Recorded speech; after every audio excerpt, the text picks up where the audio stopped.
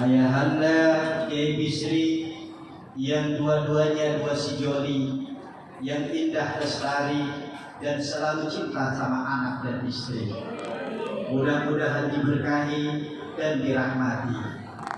Begitu juga kepada ayahanda Kiai Haji Sanwani, kesepuhan kita bersama yang gagah, paten, poken, senyumnya laksana Pepsodent. Wow, keren! Yang saya hormati dan yang saya banggakan.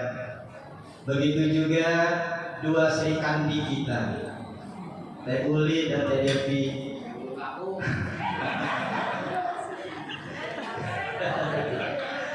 Kita doakan mudah-mudahan cepat laku. Berkat sakinah mawaddah warahmah. Dan saya pesan sama Teh Devi dan Teh Uli, kalau cari suami jangan asal ganteng. Cari laki-laki yang sering yang senang ibadah, tidak tinggal sholat. Jangan ibu-ibu cari menantu laki-laki yang sering meninggalkan sholat. Sholat saja ditinggal, apalagi dirimu. Insya Allah. Dan ibu-ibu, bapak-bapak semuanya yang saya banggakan, syukur alhamdulillah. Di siang ini kita kumpul bersama. Sengaja saya nyantai sambil menunggu kiai dan direktur. Biasanya nggak begini Pak Kiai, singkat padat. Ibu-ibu, bapak-bapak semuanya, tamu-tamunya Allah. Siang ini dengan berkahnya Allah, kita kumpul di sini dalam rangka manasik umroh. Dan inilah al-balad. Al-balad itu kalau manasik selalu di hotel. Apa tujuannya? Untuk membahagiakan tamu-tamunya Allah. Di Indonesia saja sudah dijauh begini mewah, apalagi entar di Mekah dan di Madinah. Amin. Singkat dan padat, saya nggak banyak kata, yang penting ada intisarinya. Saya salah satu daripada ukawim di Al-Balad. Mungkin termasuk yang paling muda dan yang paling ganteng menurut istri saya. Tapi beliau-beliaulah yang membimbing saya dan mengarahkan saya. Dan di Februari saya tidak ikut untuk berangkat. Ada Pak Kiai Bisri dan Kiai Supriyadi. Januari benar. Di 1 Januari jadwal saya berangkat, saya nggak berangkat. Di Maret insya Allah saya berangkat. Di Februari Pak Kiai Sanwani dan Pak Kiai Bisri. Saya di Maret tanggal 16 insya Allah saya akan berangkat. Saya ikut jamaah di Februari. Ada Buya Abbas dan teman-temannya.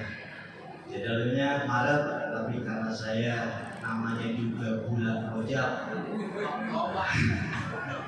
bulan berkah, saya sering megang mic, makanya di bulan Rajab jadi nggak berangkat ke Mekah, tugasnya megang mic aja. Dari ibu-ibu, bapak-bapak, singkat dan padat, perkenalan sebentar, kita akan bahas manasik umroh.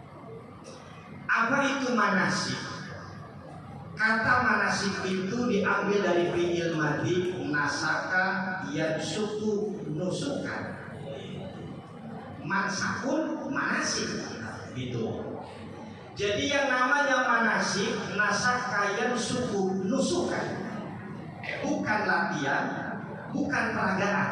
Jadi yang namanya manasik adalah nasaka, yansuku, nusukan. Punya 4 arti. Pertama, peribadatan, ibadah. Setiap ibadah itu dinamakan manasik, tapi tidak setiap manasik itu ibadah. Paham nggak? Semua ibadah itu manasik, tapi tidak setiap manasik itu ibadah. Satu. Jadi yang namanya manasik itu adalah ibadah. Untuk apa? Litaqarrubilillah, untuk lebih dekat lagi dengan Allah. Jadi ibu-ibu saat ini mau diajarin bagaimana biar dekat dengan Allah. Kalau dekat dengan suami udah biasa, ya dikasih senyum aja udah ada apa ini? Udah nempel kayak rambut.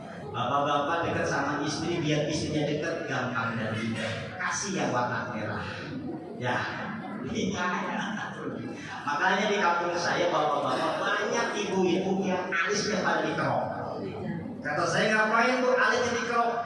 Lu kagak tahu ini alis gua dikerok biar kalau suami naruh duit ketahuan. Wah. Nah, kalau kita ingin dekat dengan istri itu udah biasa, ingin dekat dengan suami juga biasa. Nah, sekarang bagaimana biar dekat dengan Allah?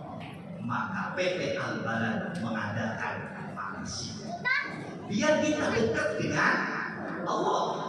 Jadi manasik ini adalah peribadatan khusus litaqarrubillah, agar kita semua ini dekat dengan Allah. Betul. Kenapa Rasul di Isra dan di Mi'rajkan di bulan Rajab ini?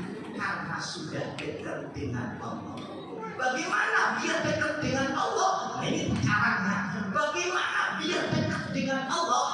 Likulli syai'in siqalatan wa siqalatul qalbi dzikrullah. Tiap-tiap sesuatu itu ada pembersih, dan pembersihnya hati. Ingin ingat dengan Allah. Maka manasik ini biar kita ingat dengan Allah. Nah, itu. Yang kedua, manasik itu bermakna penyembelihan. Penyembelihan ini kurban. Maka jangan heran, kurban itu tujuannya agar dekat dengan Allah. Maka jangan heran ketika kita umroh banyak yang kita korbankan. Betul. Uang yang disayang-sayang kita keluarin buat umroh. Itu pengorbanan kita. Harta benda yang ada kita jual untuk umroh. Itu minta kalau Allah. Anak istri ketika kita berangkat kita tidak, itu ta'aruf ilallah, berkurban. Ya, wah, sesuatu yang kita sayangi ketika kita umroh, kita tinggal. Apa tujuannya? Berkurban untuk dekat dengan Allah. Jadi yang namanya manasik seperti itu, agar kita selangkah lebih dekat dengan Allah. Nah, terus umroh. Apa itu umroh? Umroh ini asal kata daripada tamaro. Tamaro artinya berkunjung. Berkunjung. Berkunjung kemana? Tiada lain ke Baitullah. Inna awala baitin wudi'a linnasi allati bi Bakkah mubarakun wa hudan lil alamin.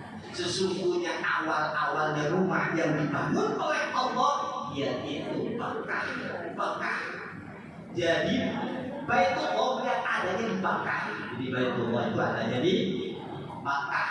Bakkah ini singkatan. Bakkah ini singkatan, artinya Makkah. Karena hidup itu serba singkatan. Ini aja ibu-ibu di sini namanya tamu. Tamu itu singkatan. Apa itu singkatan tamu? Pengen dijamu. Nah, yang tadi dijamu.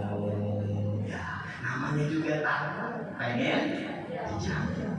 Itu yang ibu dudukin kursi. Apa itu kursi? Cocok di sisi.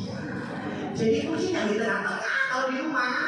Kalau masuk, taruh di ruang tamu di sisi. Itu namanya kursi. Di sini juga ada ijazah. Ijazah itu singkatan. Apa itu ijazah? Ikatan janda solehah. Ada ijazah. Itu ijazah. Dan yakin nggak ada yang namanya rojali. Apa rojali? Rombongan janda liar. Ya nggak ada di sini. Pasti ijazah. Ibu-ibu yang nggak punya suami, niatannya umroh, niatannya haji, itu namanya ijazah ikatan janda solehah. Dia suami itu tiada, tapi ada Allah. Aku kirim doaku untuk sang suamiku. Oh itu benar. Jadi yang namanya tamarroh, umroh itu berkunjung ke Baitullah, dan Baitullah adanya di Bakkah. Bakkah ini adalah singkatan dari artinya Makkah. Bakkah mengandung arti tempat manis. Jadi Bakkah, Makkah itu tempat manis. ibu bapak bawawan. Ada